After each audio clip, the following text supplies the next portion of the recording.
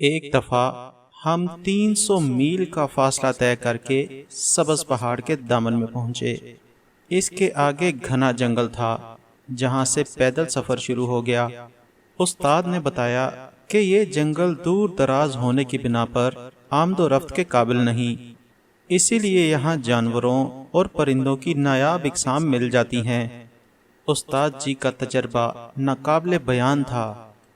انہوں نے ایک چھوٹا سا ہوادار خیمہ بنایا جس کو ٹہنیوں سے ڈھک دیا، پھر مجھ سے کہا کہ جنگلی خرگوش کا فضلہ اپنے بدن پر مل لو۔ اس طرح سے سونگھنے کی حساس صلاحیت رکھنے والے جانوروں کو دھوکہ دیا جا سکتا ہے۔ میرا استاد اس دفعہ سرخ لومڑی کا شکار کرنا چاہتا تھا۔ سرخ بھورے بالوں والی یہ لومڑی نایاب جانوروں میں شمار ہوتی تھی۔ جنگلی حیات کے ادارے کے شمار کے مطابق پورے ملک میں صرف 100 کے لگ بھگ سرخ لومڑیاں بچی ہوئی تھی۔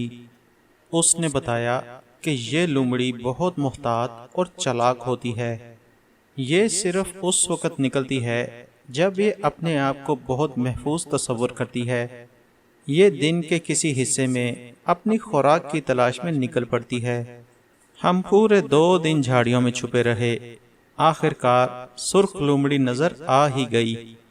وہ بہت محتاط طریقے سے چل رہی تھی۔ اس نے ایک پتھر پر چھلانگ لگائی اور اپنی خوراک کی تلاش میں ادھر ادھر دیکھنے لگی۔ ساتھ ہی ساتھ وہ خطرے کو بھانپنے کی کوشش بھی کرتی رہی۔ میں نے زندگی میں پہلی بار سرخ لومڑی کو اپنی آنکھوں سے دیکھا تھا۔ اس کی دم مخملی جھالر کی طرح نرم دکھائی دے رہی تھی اور اس کے سرے کا رنگ سفید تھا۔ باقی کھال کے بال دھوپ میں چمک رہے تھے۔ یہ واقعی ایک انمول شے تھی۔ میں ابھی قدرت کے اس شاہکار کا محو دید ہی تھا کہ دھماکہ خیز انداز میں گولی چلی اور سرخ لومڑی زمین پر گر پڑی۔ پھر ساتھ ہی اس نے اٹھنے کی کوشش کی اور پھر جنگل کی طرف دوڑنے لگی۔ جنگلی پھولوں اور پتھروں پر اس کے خون کے نشانات نظر آ رہے تھے۔ میں جو شکار کے ارادے سے یہاں چھپا بیٹھا تھا، آنن فانن اس واقعے سے سکتے میں آ گیا۔ کچھ لمحوں بعد جب میرے اوسان بحال ہوئے تو میرا استاد کسی چیتے کی سی پھرتی کے ساتھ اس کا پیچھا کرنے نکل چکا تھا۔ لومڑی کی ٹانگ پر گولی لگی تھی۔ وہ ابھی زیادہ دور نہیں گئی تھی کہ استاد نے اسے دھر لیا۔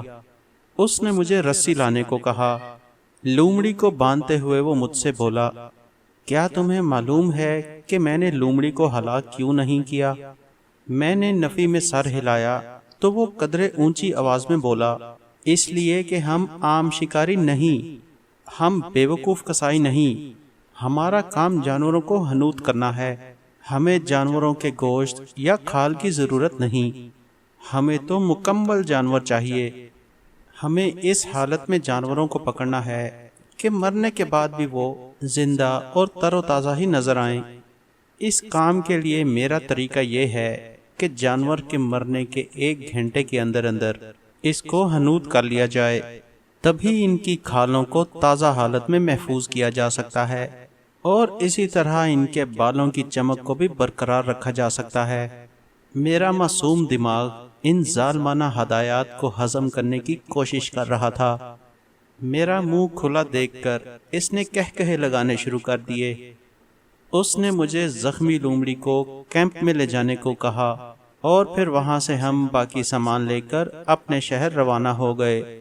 پتہ چلا کہ حنوط شدہ سرخ لومڑی کا آرڈر تو پہلے سے ہی موجود تھا۔ اس کا طلبگار معاشرے کی ایک معروف اور معزز شخصیت تھی جو جانوروں کی حنوط شدہ اشکال گھر میں سجا کر لوگوں کو مرعوب کرنے کا شوقین تھا۔ جب میں لومڑی کو اٹھائے لے جا رہا تھا تو اسے دیکھ کر میرا دل دہل گیا۔ اس کی آنکھوں میں تکلیف، خوف اور التجا تھی۔ میں نے بچپن میں سن رکھا تھا کہ جانور بہت حساس ہوتے ہیں، وہ بچوں اور بڑوں میں فرق کر سکتے ہیں، وہ محبت اور نفرت کی نگاہوں کو آسانی سے پہچان سکتے ہیں۔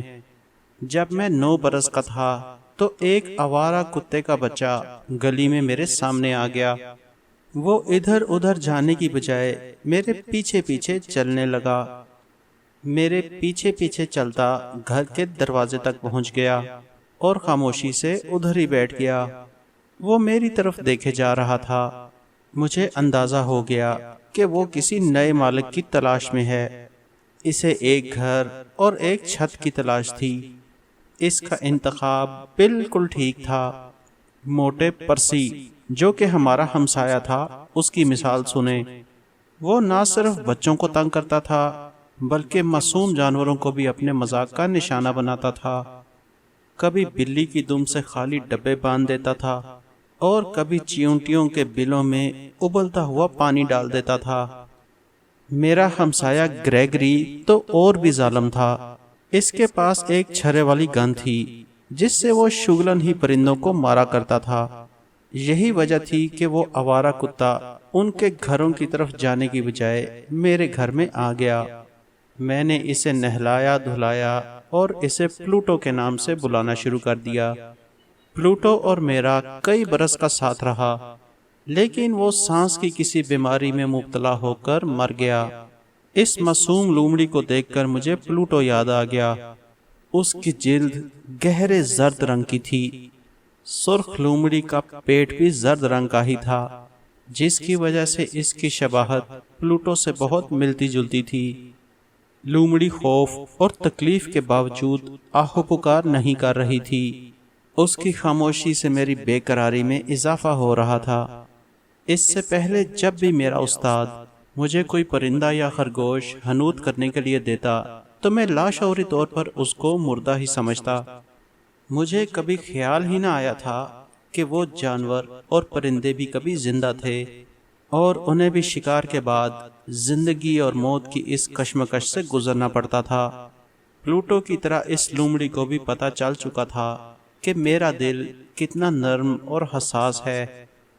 وہ مجھ سے زندگی کی التجا کر رہی تھی۔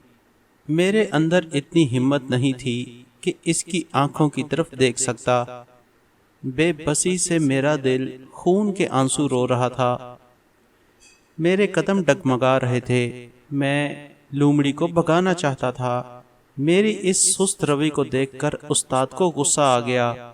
مجھے قہر آلود نظروں سے گھورتے ہوئے بولا، اوئے لڑکے، تیرے قدم کیوں نہیں اٹھ رہے؟ اسی بندوق سے تیری پٹائی نہ کر دوں؟ دیکھتا نہیں تیری اس سستی سے لومڑی مر جائے گی۔ ہم نے ہر حال میں اسے اس حالت میں اپنی ورکشاپ تک لے کر جانا ہے۔ میں ڈر گیا اور خاموشی سے اسے اٹھا کر چلنے لگا۔ وہ ہلکی پھلکی سی تھی کہ جیسے کوئی چھوٹا سا کتا ہو، شاید 10 کلو کی ہوگی۔ اس کا بدن نرم اور گرم تھا۔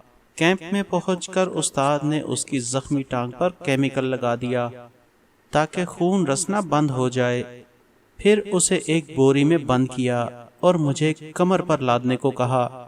راستے میں لومڑی نے بہت ہل جل کی، شاید اس کو اپنی موت نظر آ رہی تھی۔ مجھے اپنی کمر پر جب بھی اس کے ہلتے ہوئے پنجے محسوس ہوتے تو میرے دل پر چھریاں چلنے لگتیں۔ خدا گواہ ہے کہ میں اس معصوم کو بچانا چاہتا تھا، مگر میں اپنے پتھر دل استاد کے سامنے بے بس تھا۔ ورکشاپ پہنچتے پہنچتے لومڑی کی حالت غیر ہو چکی تھی۔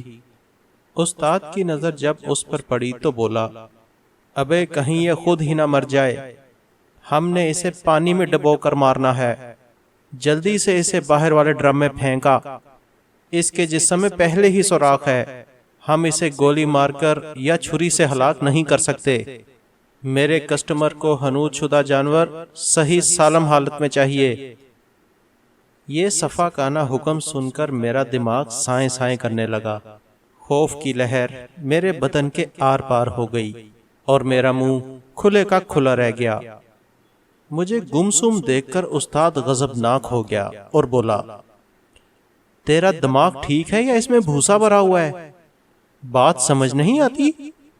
جلدی سے اسے ڈرم میں پھینک اور ڈرم کا ڈھکن اوپر دینا نہ بھولنا۔ میں نے لومڑی کو اٹھایا اور ڈرم کے پاس آ گیا۔ مجھ میں اتنی سکت نہیں تھی کہ اسے اس میں پھینکتا۔ لومڑی کو بھی خطرہ محسوس ہو گیا اور وہ خوف کے مارے میرے سینے سے چمٹ گئی۔ اس لمحے استاد نے جھپٹ کر لومڑی کو میرے ہاتھوں سے چھینا اور اسے ڈرم کے اندر پھینک دیا۔ ڈھکنا بند ہونے سے پہلے میری نظر اس کی التجائیہ نمدار آنکھوں پر پڑی۔ اس وقت وہ بھی مجھے ہی دیکھ رہی تھی۔ لومڑی کی کھال خشک ہونے کے بعد استاد نے اسے ہنود کرنے کا عمل شروع کر دیا۔ اس نے مجھے دونوں ہاتھوں سے لومڑی کو پکڑے رکھنے کو کہا۔ میں نے مسلسل اپنی آنکھیں بند رکھیں۔ ابھی 1 گھنٹہ پہلے وہ زندگی سے بھرپور جیتی جاگتی جان تھی، لیکن اب وہ محض ایک بے حس و حرکت ٹھنڈا بدن بن چکی تھی۔ احساس جرم سے میرا سر جھکا ہوا تھا۔ شو روم کے باقی جانور اب مجھے قطعاً خوبصورت نہیں لگ رہے تھے، اور نہ ہی اب پہلے کی طرح ان کے زندہ ہونے کا مغالطہ تھا۔ وہ سب تو اب ظلم کی ایک داستان تھے۔ یہ شو روم نہیں بلکہ ایک عقوبت خانہ تھا، جس کے در و دیوار ان معصوم جانوروں کے خون سے رنگے ہوئے تھے۔ میرا سر چکرانے لگا اور میری آنکھوں کے سامنے اندھیرا آنے لگا۔ مجھ سے کوئی اوزار ٹھیک طریقے سے نہیں چل رہا تھا۔ متعدد بار میں نے اپنا ہاتھ زخمی کر لیا۔ استاد کو مجھ پر شدید غصہ آ رہا تھا۔ ہر 2 منٹ کے بعد مجھے اس کی ڈانٹ سننی پڑ رہی تھی۔ میں شدید گھبرا چکا تھا۔